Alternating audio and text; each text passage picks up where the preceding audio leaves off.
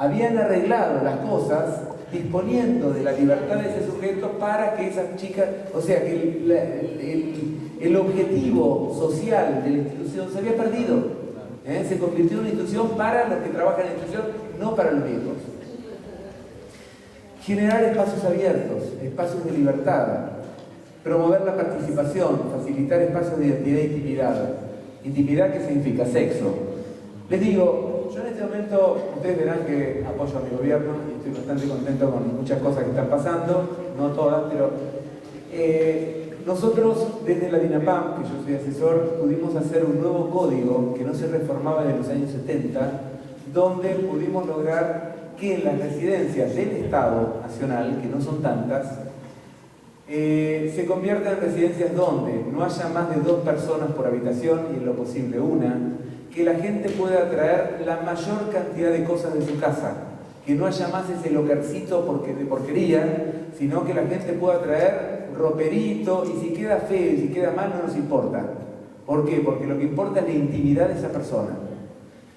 Que si esa persona, tenemos hoy parejas hetero y homosexuales que eligieron vivir juntos, y que tienen el mismo derecho a elegir y no hace falta casarse. Antes teníamos una cuestión que tenían que casarse, era ridículo, iban a casarse 2 personas y a veces tenían problemas si había alguna posible herencia. ¿Por qué tienen que casarse? Es ridículo, si todo el mundo sabe vivir juntos, ¿por qué ellos tenían que casarse? Pudimos disponer de lugares donde, por ejemplo, el lugar donde se ve la televisión, se sabe que después de las 12 de la noche los viejos pueden llevar películas porno. Se sabe que esto es así y que los que no quieren no van, pero hay gente que va y que mira y mira lo que quiera. Igualmente hoy podemos tener una televisión por persona, lo cual, obviamente esto es excepcional. Logramos hacer que las instituciones del Estado sean el referente para todo el país. Y esto a mí me enorgullece mucho. ¿Por qué? Porque era como un lugar imposible, las residencias. Nos parecía que era lo que no se podía llegar, lo que no podíamos acceder, y hoy por suerte, y todos los que llegaron como Marilú o Verónica que vinieron a nuestros congresos, mostramos con orgullo lo que hemos conseguido en lugares que no es que son de lujo, no es que tenemos spa, no es que tenemos, ojalá podríamos tenerlo, pero no tenemos porque no hay tanta plata para esto, pero sí tenemos el respeto a los derechos humanos establecido, y donde cada persona tiene una relación directa con el ombudsman. ¿Ustedes tienen el ombudsman? ¿El defensor del pueblo? Bueno, logramos que cada persona pueda tener directo teléfono al ombudsman si hay algún problema con la institución. Con lo cual, esta cosa de que el director me dijo, pudimos sortearlo a través de una autoridad muchísimo más alta, que es el ombudsman. Esto es decisión política. Esto no es más que esto. Y creo que esta cuestión de a veces exagerar además de que hay profesionales, pero no hay tantos profesionales porque a veces no hay plata para tantos profesionales. Pero lo que tenemos es algo garantizado, que es además formación permanente del personal. Es decir, tratar de que ese personal que muchas veces toma decisiones por sobre la gente de manera omnímoda, porque muchas veces no sabe cómo ser de otra manera. Yo lo he visto porque he trabajado mucho el tema de sexualidad con empleados, con mucamas y todo esto, y la verdad es que yo lo que veía era que tomaban decisiones desde lo que sabían y lo que podían, y cuando uno le decía, mira, está bien que se pasen de pieza, está bien que hagan lo que quieran, y no los higienices tocándole los genitales mientras la persona se puede higienizar solo, y tratar de poner ciertas barreras para que después no sea tocada o manoseada, porque pasaba esto, que muchas veces en las mucamas iban a higienizar a un varón, y de repente el varón las tocaba. ¿Y en qué momento las tocaba? Cuando uno reconstruía el hecho, era el momento en que le había estado higienizando los genitales. Entonces, y ellas ofendidísimas diciendo, pero si era como mi abuelito. No, no era tu abuelito, era un hombre y una mujer lo estaba estimulando. Entonces no tiene por qué pensar otra cosa. Estos trabajos son simples y muy ricos, mucho más ricos que ponerle la piscina o ponerle el sauna o poner los grandes viajes. La relación directa con la comunidad, es decir, que la residencia sea un espacio abierto. En los últimos tiempos nosotros tuvimos una situación en la cual empezaron a aparecer, a diferencia de los geriátricos privados, donde en general hay gente muy añosa, en general de 80 y pico para arriba, nosotros empezamos a tener gente que había tenido problemas económicos y llegaban muy jóvenes. porque en estas residencias entran aquel que no tenga ningún seguro social, o sea que gente que está como, y que todavía no tiene la edad de los 70 años para que entre en el seguro de los adultos mayores. Entonces, muchas veces entraban, el único lugar era que el Estado los refugie.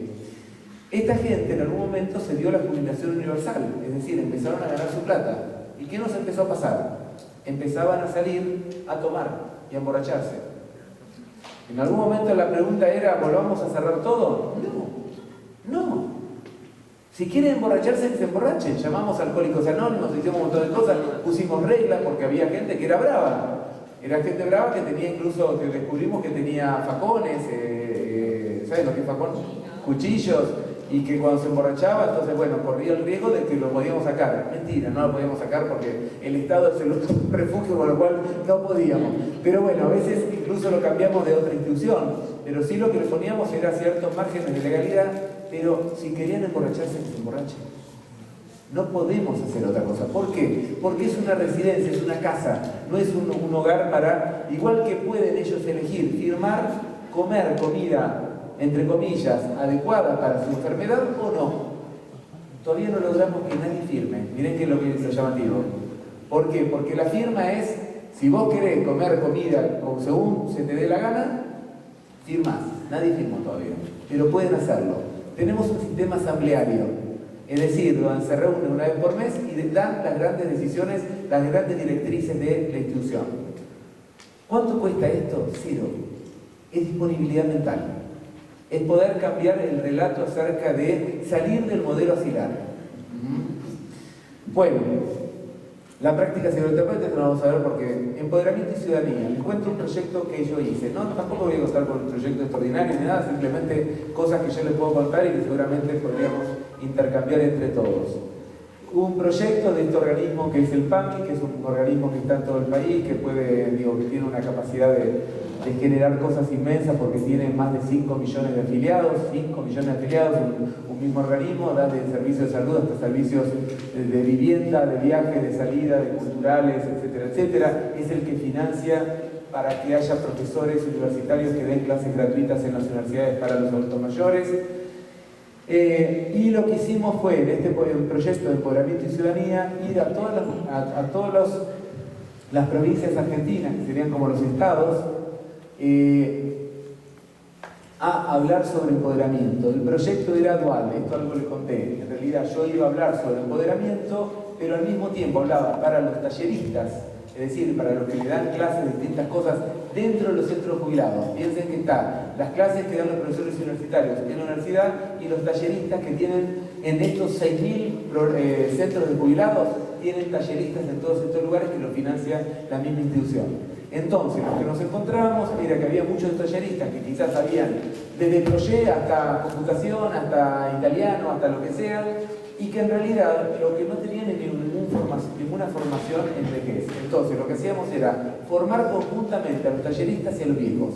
Y a posteriori de este, lo que lo proponíamos era distintos tipos de actividades y distintos tipos de metodologías para poder seguir empoderando a estos viejos.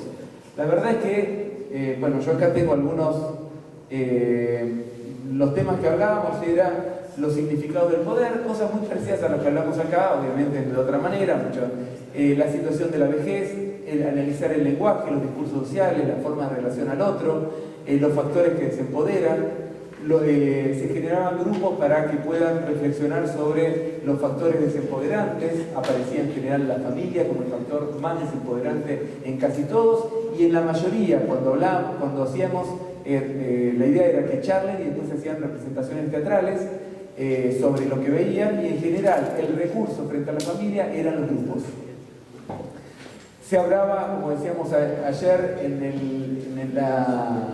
después de la comida hablamos de sexualidad, para levantar un poco los ánimos y no se queden dormidos.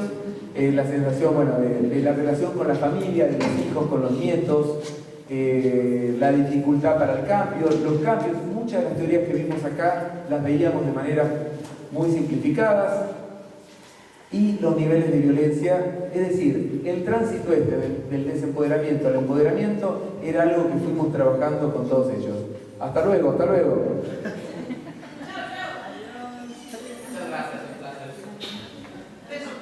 Chao, hasta luego. Y la importancia del proyecto personal como recurso. Bueno, todo esto, fíjense, lo que dicen es que ampliaron la mirada acerca de la difícil del envejecimiento.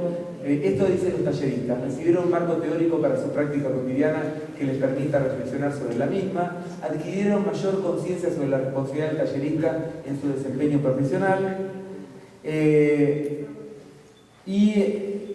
los viejos dicen, entendieron que los prejuicios son concepciones negativas y equivocadas y que ellos mismos tenían esas concepciones, aprendieron por primera vez, y esto es lo que más rescataron, qué pasa con la sexualidad y que pueden disfrutarla, se sintieron más responsables de sí mismos, sintieron que tienen que transmitir esta experiencia y encontraron una esperanza realista. Fíjense qué linda forma, esta la tomamos como una... fue algo que dijo una persona, pero que varios venían en esta misma línea, de que era realizable, que podían... ¿Esperanza realista qué es? Lo que Seligman habla sobre la esperanza, encontrar nuevamente una esperanza. El empoderamiento indirecto. Este es un trabajo que estoy realizando ahora y que yo lamentablemente había traído las representaciones teatrales que estaban haciendo para que ustedes puedan verlas, pero está muy lento mi Dropbox y no llega, no llega a actualizarse. ¿Qué significa esto? Nosotros lo que encontramos es que había espacios para adultos, donde había adultos mayores, que no eran los específicos, como las residencias para adultos mayores, ni los centros jubilados, donde ya hay mucho trabajo sobre este tema, y donde los viejos transitan durante bastante tiempo del día, y que muchas veces sienten niveles de desempoderamiento acusado. Uno de ellos, a mí empecé con este proyecto, ¿por qué? Porque me llamaron del PAMI para un hospital que se había vuelto un hospital geriátrico, que es este que le conté, que lo tenían ahí al lado, con los únicos chicos que había los tenían ahí al lado metidos a los mayores, y me decían, registramos, cuando empezamos a trabajar, registramos que había problemas y que parte del problema estaba en los empleados. Ahí es donde propongo formar especialmente a los empleados que están en la atención directa en los distintos niveles, ya sea de atención, de radiografía, de distintos niveles donde podían estar podían atender a adultos mayores y poder empezar a pensar lo que significan los niveles de violencia cultural, acuérdense, estructural y directa, que ellos puedan relevarlos. Y esto fue una de las cosas más interesantes que pasó. Y esto es uno de los trabajos que hacemos, que la gente que viene, que asiste, una de las tareas que tiene antes de volver a vernos es relevar los niveles de violencia estructural que encuentran. Y es increíble la habilidad que desarrollan. ¿Por qué? Porque, por ejemplo, en un lugar, uno de los niveles de violencia estructural era que fallaban las fotocopiadoras en una caja de previsión social. Es decir, en un lugar donde tenían que... Entonces, todo eso generaba un nivel de conflicto donde muchas veces terminaban peleándose todos con todos. Entonces, a posteriori de esto, lo que vamos trabajando es sobre barreras culturales, vuelvo, que más o menos se coincide con la violencia, con las barreras comunicacionales, que este era un punto muy importante. Y saben que para esto yo utilizo un juego, se los voy a mostrar, que yo decía, a ver, ¿cómo hago para que esta gente vea algo que los confunda? Y miren lo que encontré para entender lo que le pasa muchas veces al viejo y lo que nos pasa a todos en los espacios grandes. A ver, acá está un trabajo de decir a dónde lo metí esto. Municipios.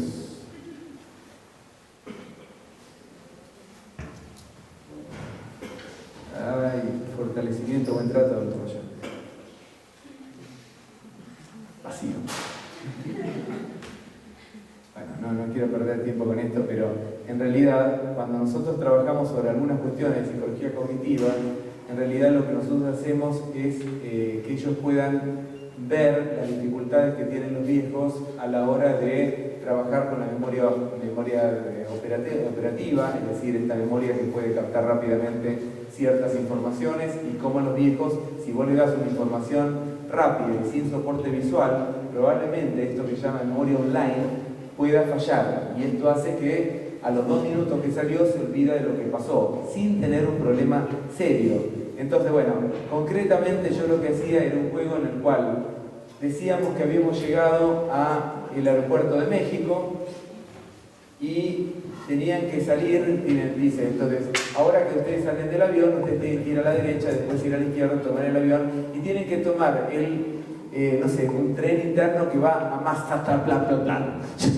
¿Por qué? Porque en realidad puso un nombre tipo azteca que sé que a nosotros nos confunda absolutamente cualquiera de estos nombres, que no lo podemos recordar nunca. ¿Por qué surgió esto? Porque en algún momento las personas del hospital me decían, pero los viejos no entienden, nosotros le decimos hemodinamia y van a hemoterapia. Y yo digo, si yo te digo, anda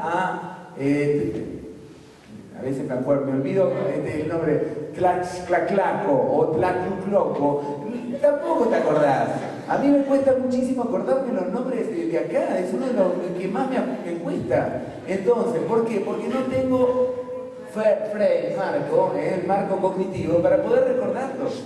Y a veces el otro día me puse con la computadora a ver historia porque me habían contado una historia muy linda de los indígenas de acá, y me puse a buscar en internet más y en un momento dije, me morí con los nombres. Entonces, esto nos pasa a todos, cuando estamos en un ámbito desconocido, y más cuando no tenemos los marcos, y más cuando con la vejez probablemente vayan más lentas algunas retenciones sobre la información, o que podamos despistarnos más con el ambiente. Entonces, lo que se intenta es tratar de controlar ciertas variables que tienen que ver con las barreras comunicacionales, que es donde intervienen más la gente, cómo se comunica, cómo le dice. Por ejemplo, uno de los temas que nosotros vimos como serios es que los médicos, con su dichosa letra de médico, hacen que los viejos vayan a la farmacia y la farmacia le dice, no entiendo lo que puso el médico, vuelven y resulta que al final el que termina haciéndole la receta no es el médico, sino el empleado. Y como los viejos no se atreven a enfrentar a los médicos, ¿a quién le gritan? Al empleado administrativo. Hoy por suerte estamos tratando de hacer unas recetas electrónicas, estamos zafando un poco de esto. Y las barreras arquitectónicas. A veces las barreras arquitectónicas podemos enfrentarlas de una manera muy rigurosa, hoy ya igualmente en los planos son obligatorias algunas cuestiones, pero también, ya para construir algo son obligatorios que haya ciertos niveles de ¿cómo se llama?, de rampas y todo eso, pero también sabemos que a veces las rampas son cualquier cosa, como decía la compañera, son más bien trampas que rampas. Entonces, y tratar de ver que un adulto mayor para poder esperar necesita otra calidad de asientos, de tiempo, de cosas que tenemos que ir adecuándolas. Entonces, esto no significa pensar que los viejos son totalmente distintos, pero sí saber que hay particularidades. Por eso cuando ella me decía, le tengo que dar el asiento, sí tenés que darle asiento. ¿Por qué? Porque tenemos que aceptar que hay ciertas condiciones que el tiempo, que la biología no genera y que tenemos que respetarlas. Y que son las particularidades de cada uno. Entonces, esto es lo que se trabaja, a veces nos permiten llegar al último destino, que sería, nosotros lo pautamos de esta manera, el trabajo de investigación, es decir, donde agarramos informantes claves, como los antropólogos, para que nos digan qué es lo que va pasando. En general tratamos de agarrar con algunos que trabajan en cada sector, vemos el nivel de reclamos, vemos cuando hay un libro de quejas, tratamos de ver cómo son las habilitaciones, después vamos a la formación, tratamos que los que se forman sean los que nos dan pistas acerca de lo que está pasando, porque ahí ya no tenemos nuestros propios ojos, sino los ojos internos, que nos muestran realidades que en general nosotros no lo podemos ver. Y finalmente intentamos que algunas de estas cuestiones se apliquen. Muchas veces lo que más nos dejan aplicar son las barreras comunicacionales, es decir, que la gente pueda trabajar con esto, y no es poco importante. Nosotros trabajamos con lo que el conductismo llama reforzamiento permanente, es decir, tratamos de mandar la información cuando hay algún tipo de sistema de intranet, es decir, en la institución tienen un sistema continuo en algún lugar. ¿Ustedes conocen el jueguito del Preguntados? Sí, ¿no? El Preguntados es un juego que tuvo un éxito terrible en Argentina y que creo que ahora se terminó fue uno de los grandes éxitos económicos. ¿Por qué? Porque es como estos juegos de preguntas.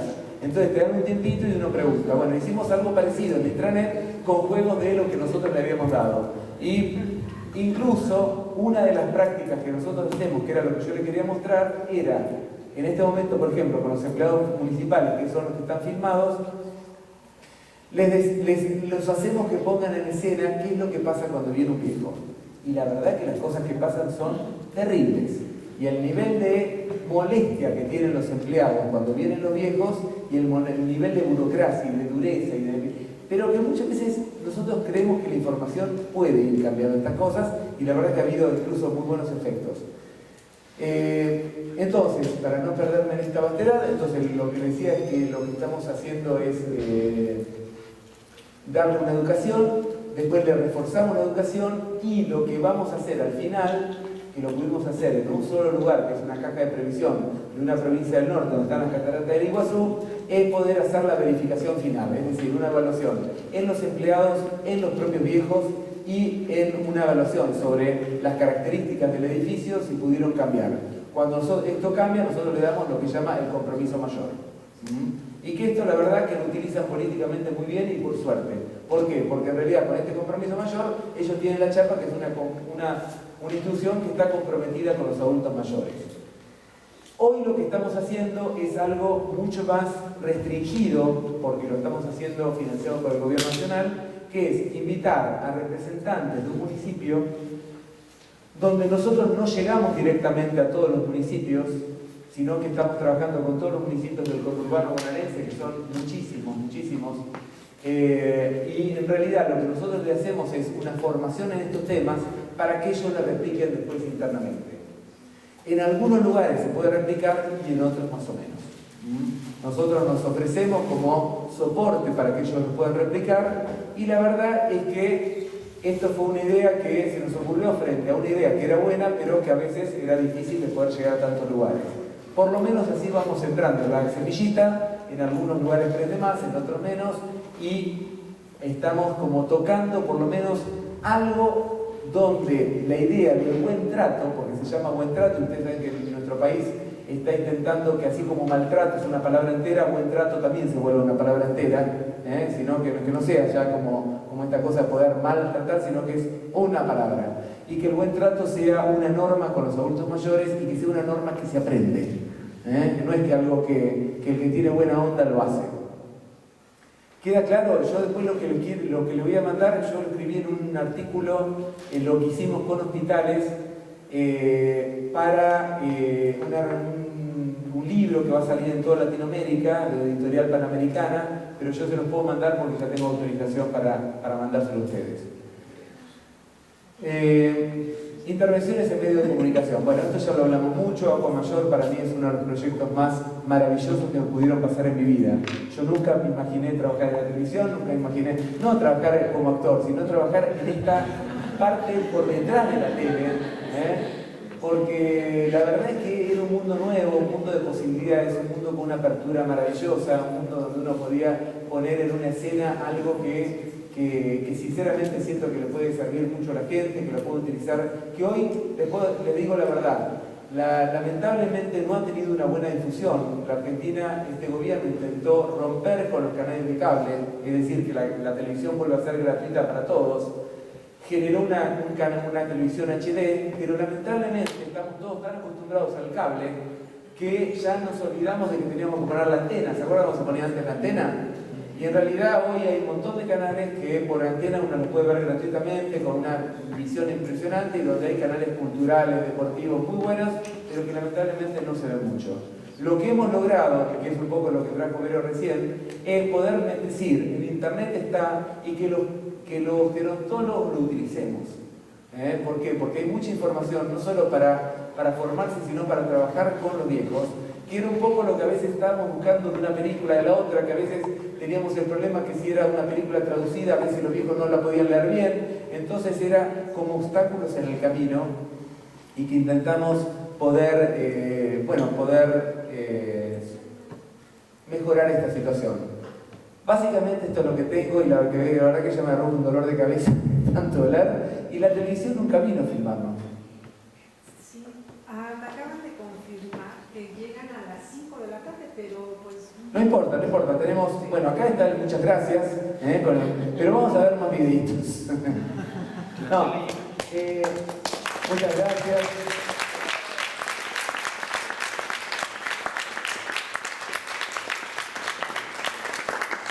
La verdad Si hay algo que me gustaría decir en relación a esto es que si hay algo creativo es la intervención comunitaria. Y donde, más allá de que tener ciertas pautas que nos rijan, que nos digan más o menos desde dónde vamos a trabajar, desde qué narrativa, qué ideología, pues, gracias. Escuchó el dolor de cabeza,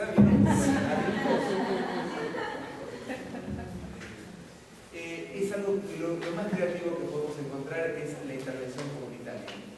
¿Por qué? Porque necesariamente es creativo, es decir, no tenemos comunidades iguales, no tenemos, trabajar desde la televisión, las políticas sociales, la perspectiva comunitaria, olvídense que es la pequeña comunidad, es un modo de pensar la realidad, es un modo de pensar críticamente y de llevar una mirada hacia esta realidad de transformación que contemple las distintas necesidades, las variantes, la linda distinción que nos hizo nuestra compañera de planos, donde nosotros podamos ubicar cómo nos vamos ubicando y cómo vamos transformando, y por eso los psicólogos comunitarios decían, finalmente en esto hay una política de transformación social que tenemos que ir trabajándola con la gente, que obviamente no tenemos que llevar nuestras miradas tan a fondo, sino que tenemos que pensar en miradas transformadoras, es decir, no pensar desde un partido político, sino de una política de la vejez, una política de transformación que traiga más bienestar, que traiga más empoderamiento,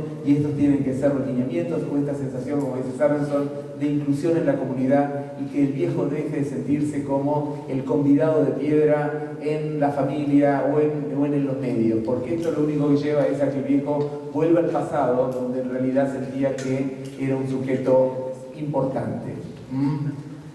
Comentarios, preguntas, ideas que podamos tirar.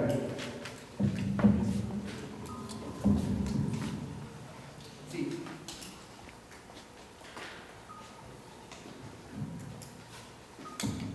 Gracias. Dos cuestiones, y de hecho una que quizá se pensaría en un primer momento como una posible receta, que no la estoy solicitando, una posible receta, pero se habla de los grupos que están ya establecidos y que han llegado a ese momento, a ese espacio, ¿sí? Que les ha reconfigurado, que han traído ciertos beneficios a cada uno de los participantes. Pero ¿qué hay de aquellos y aquellas que se encuentran en las comunidades, en las diferentes instancias, diferentes realidades, y que no han dado y no sé si lo tendrían que dar, ese salto a los grupos, al trabajo grupal? Es decir, que siguen todavía en el espacio doméstico y que siguen con muchas cuestiones personales, económicas, emocionales, etcétera, y que cuando uno hace un poco, pues se entera de ellos, ¿no? Que quizá, no sé, sean muchos, pocos, pero que también es interesante, yo creo que es muy importante llegar a ellos, ¿no? ¿Cómo, no sé si habrá alguna experiencia en tu caso al respecto? Y otra inquietud, grupos que de alguna manera a lo largo del tiempo, y me voy a permitir el término, pudiesen ser como clientes de ciertos programas, es decir, 1 año, 2 años, 3 años, y están en la búsqueda de sí nuevas cosas, pero con ese horizonte, en ese horizonte institucional, y cómo plantear una situación autogestiva dentro de los mismos grupos, puesto que hay mucho potencial. Hablabas tú de buscar ese potencial, cómo detonarlo al interior, cómo un poquito desligarlo a la cuestión institucional. No lo sé, son como ideas muy importantes y que nos hacemos todos. De hecho, el otro día estábamos en un congreso en Brasil, en Santa Rosa, y la pregunta era ¿cómo traemos a los hombres a los grupos de adultos mayores? ¿Por qué? Porque en realidad es como el grupo más difícil, y bueno, uno puede decir, no sé, en un lugar de mi país se hizo un grupo de discutir fútbol. Se llenó de varones, ¿no? Entonces uno, por un lado, dice, hay algo que tiene que ver con estrategias más específicas que puedan llegar a más gente. El gran salto que nosotros tuvimos del centro de jubilados al programa universitario para mayores es que pudimos captar a las clases medias. ¿Por qué? Porque las clases medias sentían que el centro de jubilados no nos representaba tanto, especialmente más para arriba. Porque decían, no, pero ahí juegan, eran lugares no tan lindos.